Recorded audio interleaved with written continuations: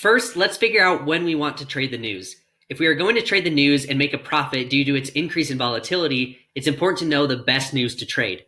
The market will react to economic news all around the world, but the news that's the most watched and really moves the market is news from the United States. This is because the US dollar is the world's reserve currency, being present in about 90% of all Forex transactions, and the US has the world's largest economy. You'll want to pay attention to high impact news. If you go to forexfactory.com, for example, you can see all the red folders, which are the high impact news events.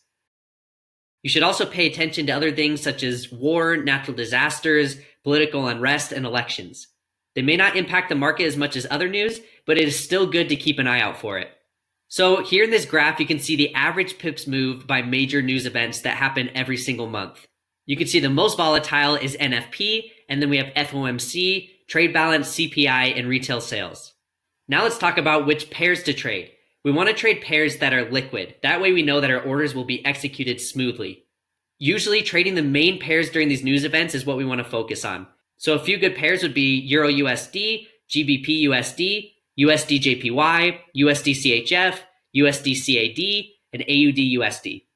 These pairs have the tightest spreads, which will help a lot when the spreads widen as the news comes out. In the next few sections, we're going to talk about a few different approaches to actually trading the news.